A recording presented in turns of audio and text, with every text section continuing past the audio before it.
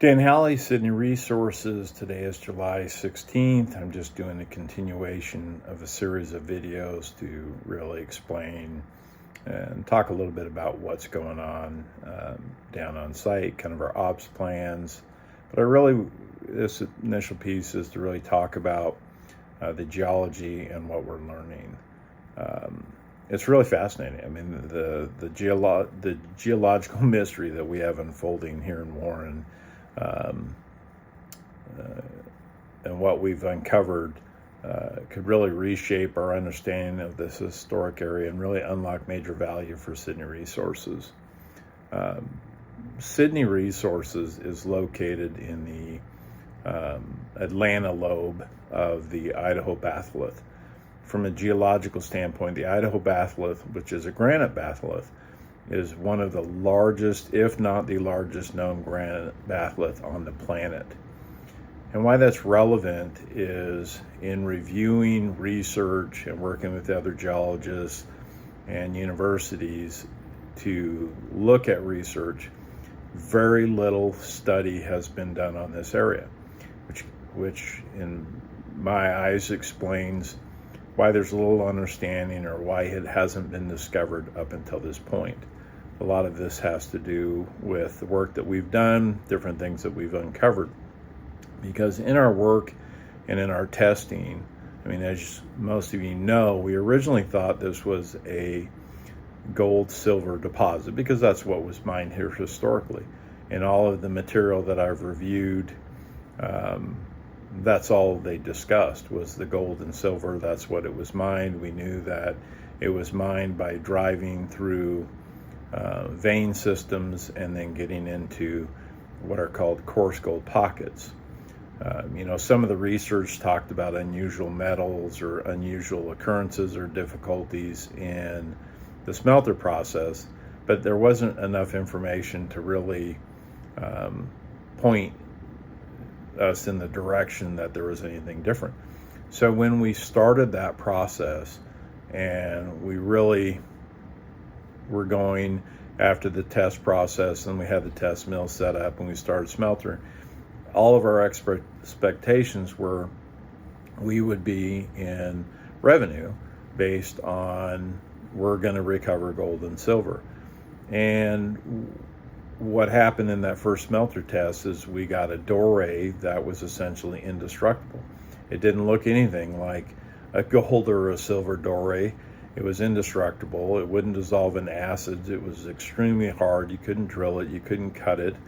It was very difficult to separate. We couldn't get it to separate. And then we started doing testing on it with different labs, and they identified platinum group metals.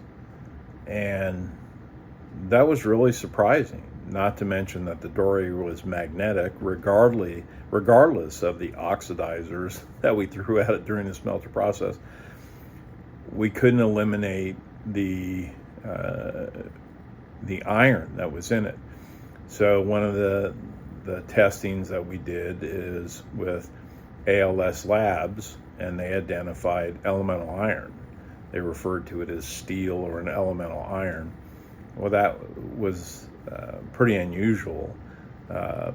It just doesn't occur. And so with those kinds of platinum group metals, the elemental iron, we also saw high levels of chromium and elevated levels of nickel. Steve Dobson, our geologist, noticed a zone or a contact zone where you had crystal and basement rocks that were stood on end, that were laminated. That can be from compression and heat. Because crystal and basement rocks are really the oldest rocks on the planet.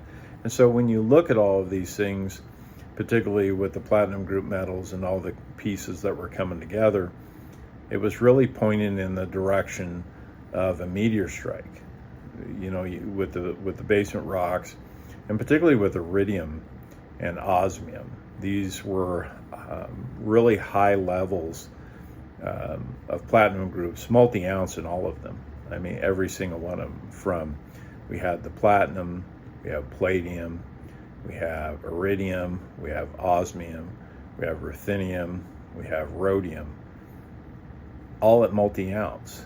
And that just didn't fit what we knew about Warren, and it was very confusing, but the meteorite strike would explain that.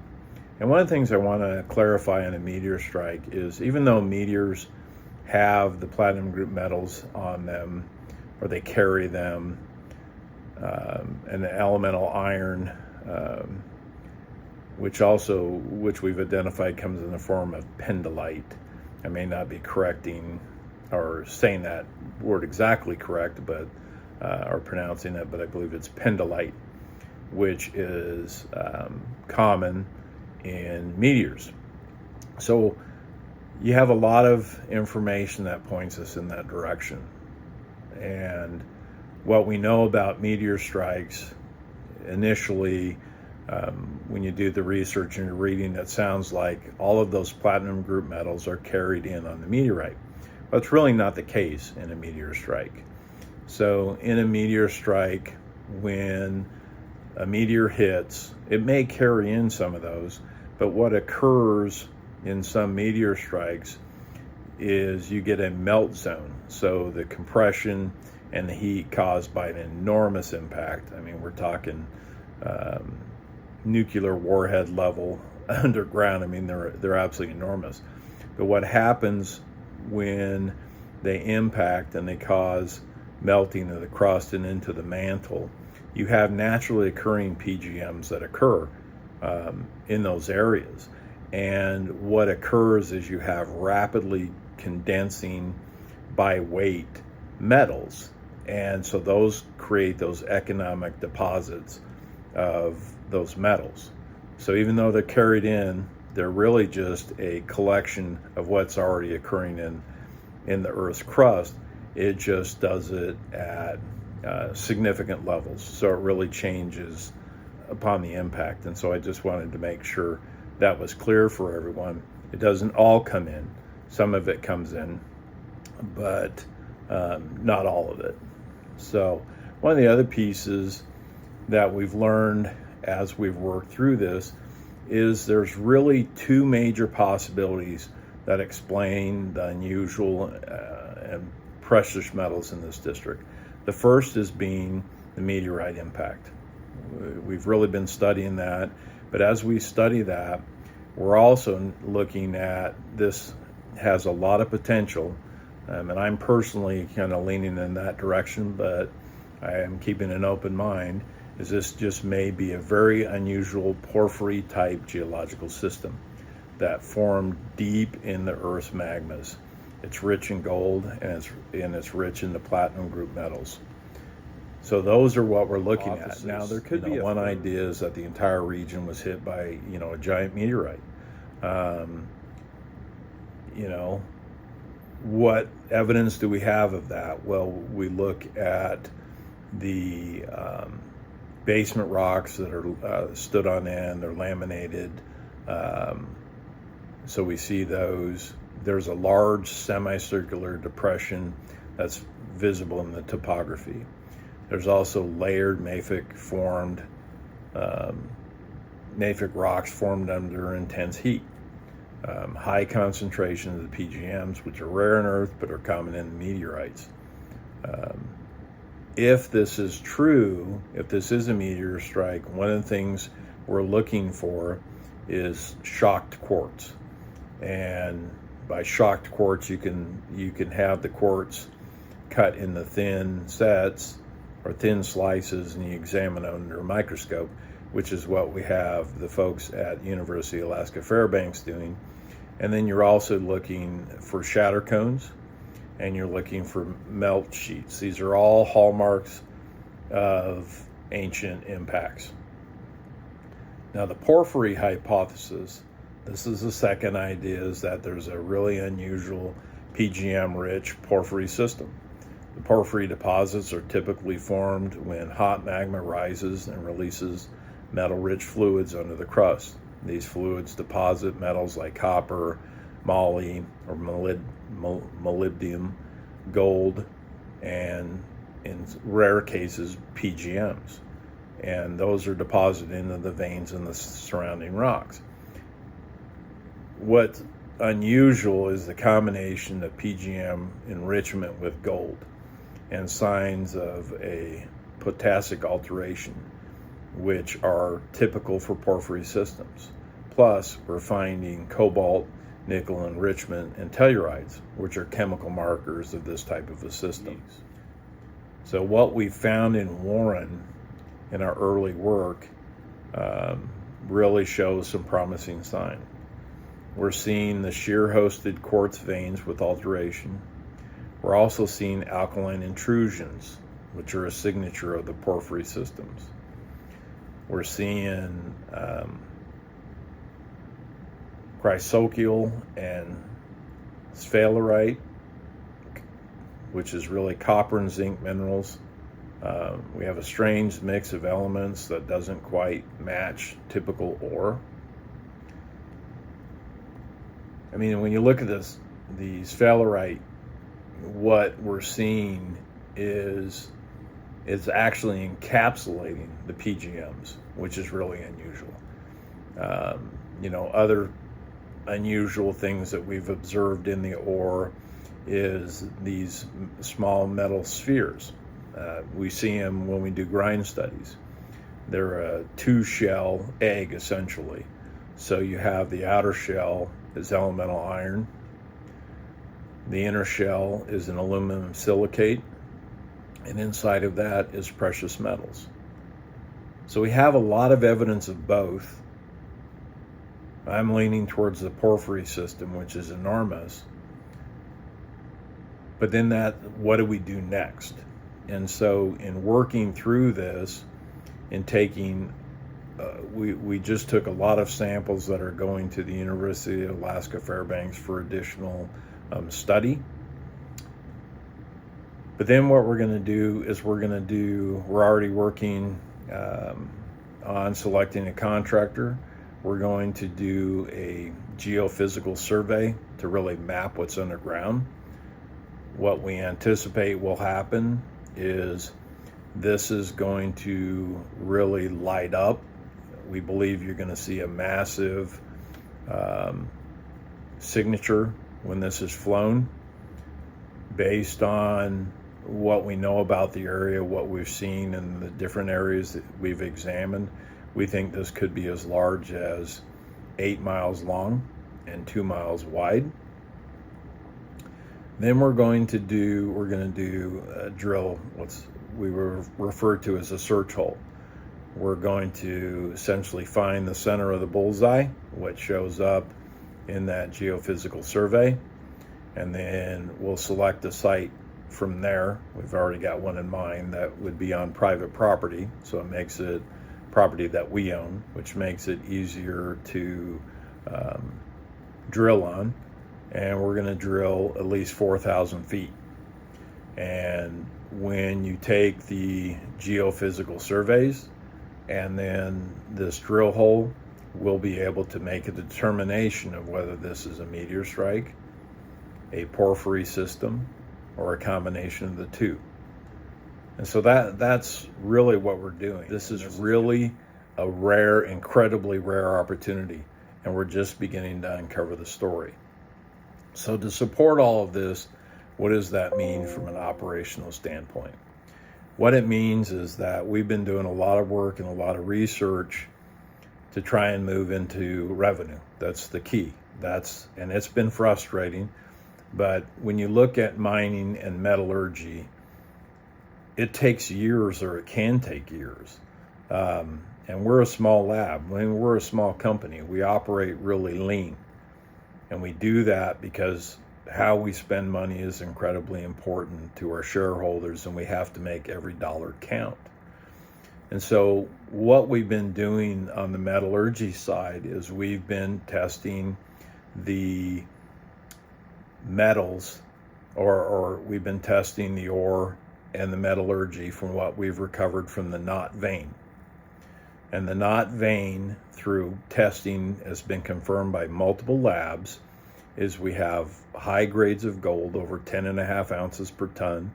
I mean, that was confirmed by RS Noble. It was confirmed by PTOE, as well as with the platinum group metals. So we've had multiple labs confirm the multi-ounce gold. Now, the thing that is also interesting and lends to the porphyry type system is we're discovering that the metals are in zones. So based on the information that we have, and we still need a lot more, but we think if this is a porphyry system, the mining that has been done in Warren has really been done in what would be called the gold halo. It's kind of the cap of the porphyry system. And porphyry systems are zoned. And one of the things we've noticed in the zones, particularly in how mining was done, is on the north side of this deposit where all the different veins and fissures are located. To the north, you have more coarse gold, free gold that was mined, and that's where the little giant sits. But what we've seen, and we've seen it both in tailings and different materials that were left behind when it was mined, is you are the platinum group metals, the further to the south you go, the more platinum group metals you're finding in the material. So when we went over and examined the Silver Monarch, which is one of the furthest mines to the south of this area, we found where the camp was, and we also found where they were smelting. We could tell because you could see slag on the ground, and you could see parts of the smelter, the furnace that was there. You could see the old thermostats from the furnace and that stuff. And then we also noticed some really unusual slag. So they would have been mining and battling with the smelter process. And when we took that slag to the lab and we ran it under our XRF, it was almost pure platinum and palladium. It was really unusual. I mean, it's a big chunk. So we don't see those kinds of things on the vein systems that are to the south or to the north, where the little giant is. So one of the things Steve Dobson has been doing is re-examining and looking at where we drove the tunnel, the lower tunnel, which we drove to where within, roughly 35 to 50 feet of the first stope that was originally mined on the Lucky Bend. So we're almost there, and Steve started doing taking a look, and we're not seeing the signs of those platinum group metals. And so we recently did a test where we took some of the material we had removed from there, and we'd actually used it, started placing it, building up a road bed, just because we didn't anticipate, the information we had. There wouldn't have been any gold in there, and we hadn't really tested it yet because we were driving for that pocket.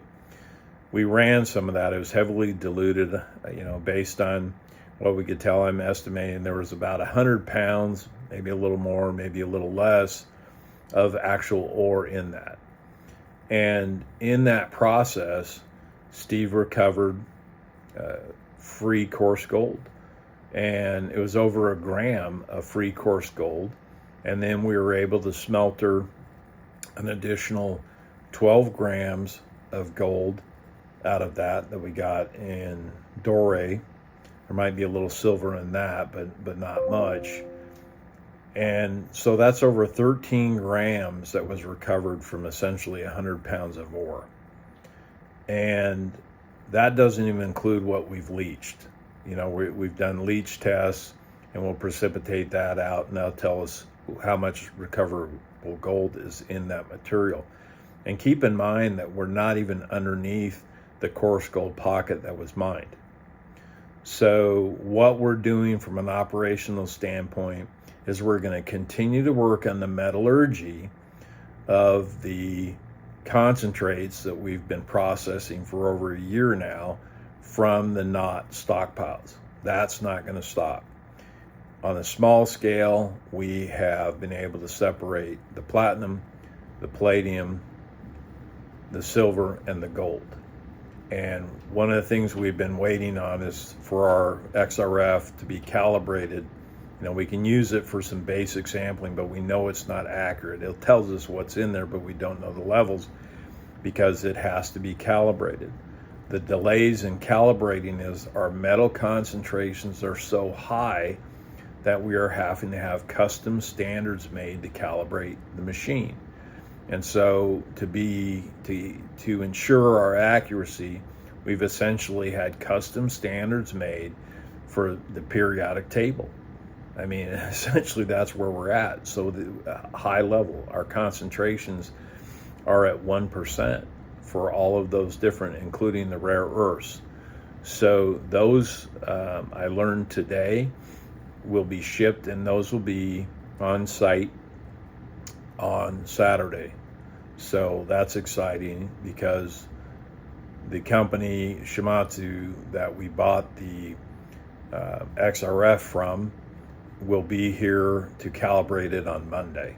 And so once that's in place, we can start doing the stoichiometry, essentially the math, to upscale the process for processing those concentrations, the cons that we've worked with, so we can do that at greater scale or a commercial scale. So it's just part of the ongoing testing process. So that's exciting. Now, does that mean as soon as we have it calibrated, we're going to be able to produce bars of gold and platinum and silver and palladium? It doesn't. We have to work through that process. Metallurgy is complex. It takes time. We don't have a lab of 25 scientists. This takes time. We have to test. And what we found is this ore has so many inconsistencies in levels. It changes. It's complex. They're all there, but how you recover it and how you get them to precipitate is different. But the exciting piece is we're going back underground.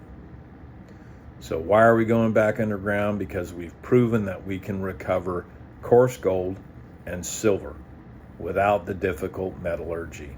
We know we can do that. And so what does this really mean? So from a testing standpoint and the revenue piece to getting into revenue is I anticipate we could be back underground as soon as 2 weeks. So what do we have to do to be back underground? We've got to move in the muckers. Muckers are those low profile vehicles that we use to move the ore out. They're in Warren now. We had to move back in our magazines for explosives. So the magazines are back in now. That's an important piece. The drill equipment is back in now. The mining crews are back in now. What we're waiting on is the delivery of the explosives, which could be next week. It just depends on when they can come in. And so that we're working on. Those are all coming together. Once that happens, we get to go back underground. We'll start shooting. We'll do what's called a split shoot of the ore in the face that we're going to drive into. And we're going to drive into this ore body. Now, how big is this ore body? Well, we know the size of the stope from when it was mined above us. And it was mined, so there's 258 feet of difference in elevation between the original stope that was mined, and where we're at. So there's 258 feet between the two. Now, we know that upper stope was approximately 100 feet in length.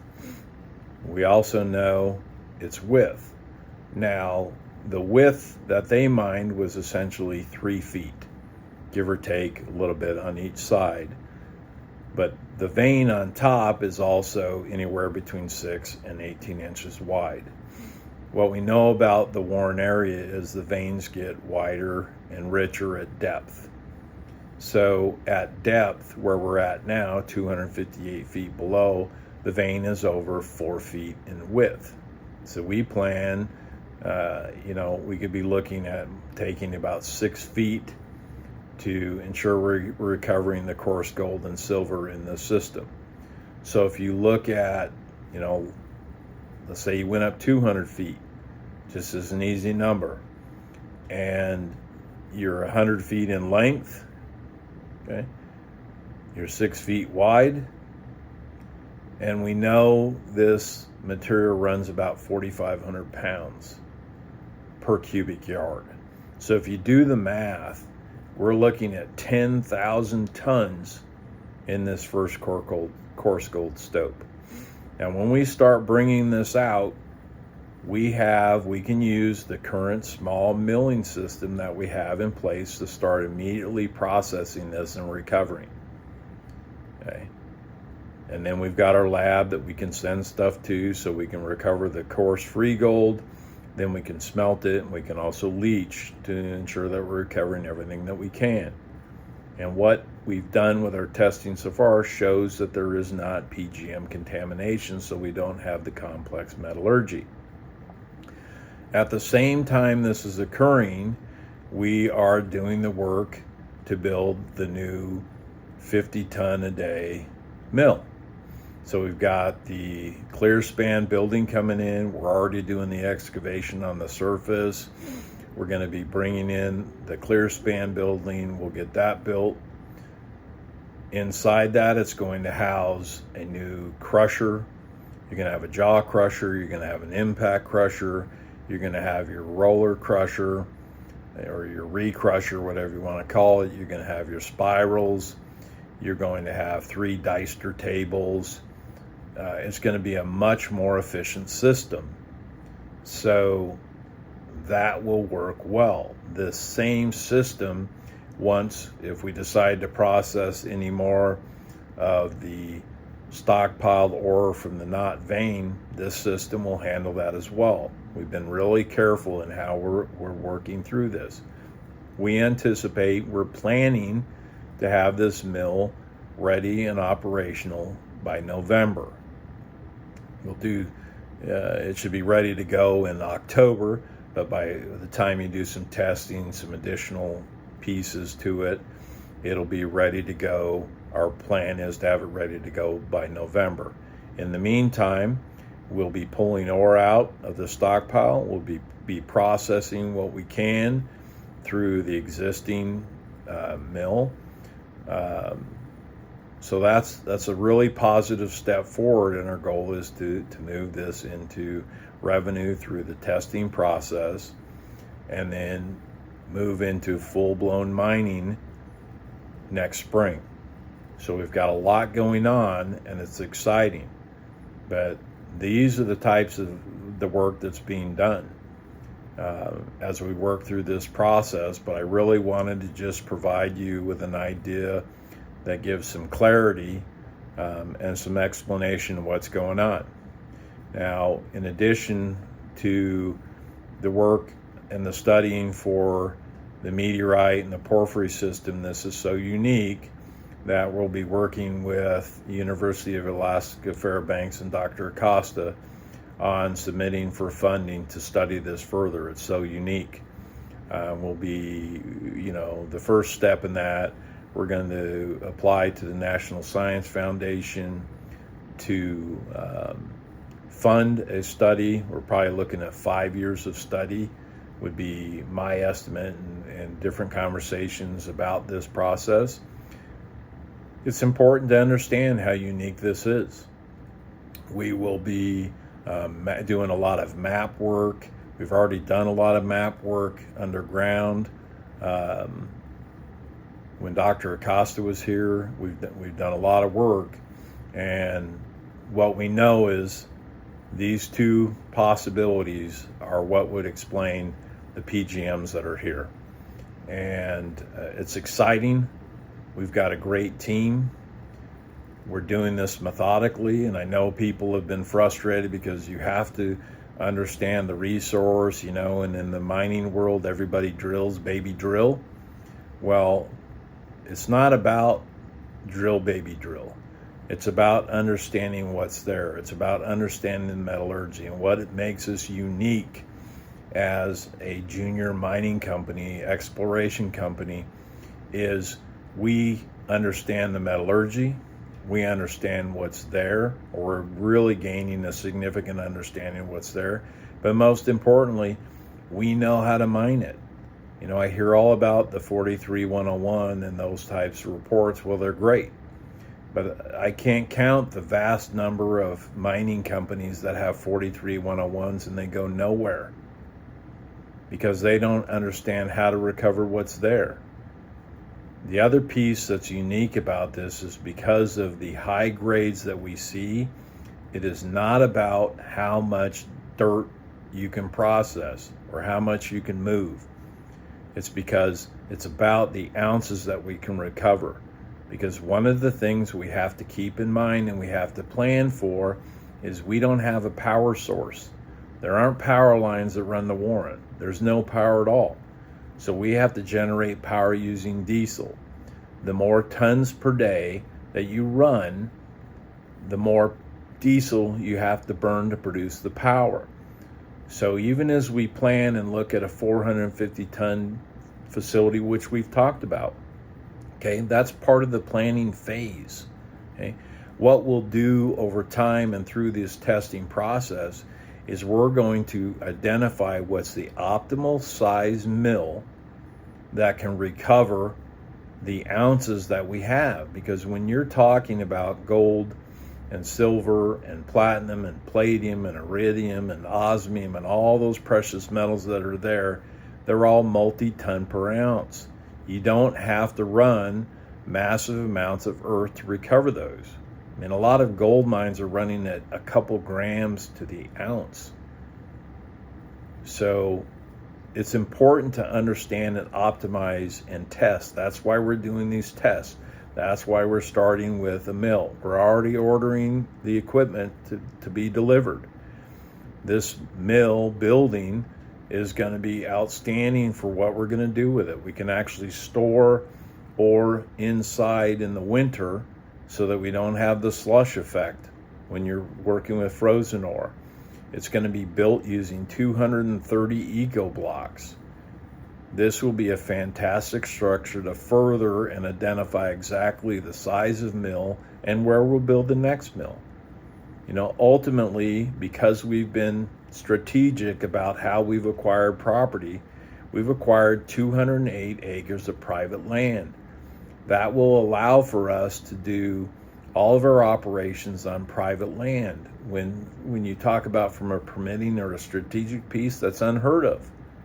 We can mine the entire Warren District using spiral declines located on private land that we own. It's also part of the reason why we didn't disclose a lot of the information. We had to hold it tight so we could acquire this land. You didn't want to have to be paying premiums based on what we thought was there. So we've been very strategic and we've held a lot of the information close to the vest, but now's the time to share with you how this is going to move forward and what we're working on. I couldn't be more excited. I mean, to be part of a unique system like this, I mean, it's so exciting. And at the thought of becoming a national security resource because of what we can produce with the rare earths and the critical minerals, this is huge. What a story. I know it sounds too good to be true, but we've got the data to support it. So many of the large porphyry type deposits that have been identified globally were all too big or too good to be true. And we're following the science. We're doing what the experts want us to do. We know how to move this forward. And you know, I've said it before, if we were operated by those that are mining experts or have a mining background, I don't think this would have gone anywhere. And it's been done over and over because other mining companies led by mining people drilled in the Warren District. They all failed. They all gave up. Not one of them moved forward. But we did because we didn't quit. We worked hard to understand, And as a corporation, we have an incredible team with Western Frontier and now the University of Alaska Fairbanks and the others that are working behind the scene to bring forth the value for the shareholders and do it in a way that's economically and from an environmental standpoint in a smart way. Because we can do this and we can clean up a lot of the mine work that was done, clean up the soils, clean up the water. And we've been very proactive in developing our approach to address those environmental concerns. This is going to be a great ride, and I can't wait to continue to follow the science. And even though it's not any fun working the winter in Warren, the team is looking forward to working the winter in Warren. This will be our 3rd year of operations through the entire winter. The nice piece is we're going to have a lot better facilities, and we're going to make a lot more progress. I just want to thank everybody for their time, their patience, and understanding. And I know it's too good to be true for a lot of people, but I'll tell you what, I'm a believer, and I'm the biggest skeptic that comes around. My background is a homicide detective and working undercover internet crimes. You know, it's all about research, but I'm a skeptic. It takes evidence to convince me. And I've seen the evidence. I've been there when it's collected. I've observed it. I've talked to the experts, and I believe it. And I know over time you will too. We couldn't be more excited. Thank you. Dan Hally, signing off.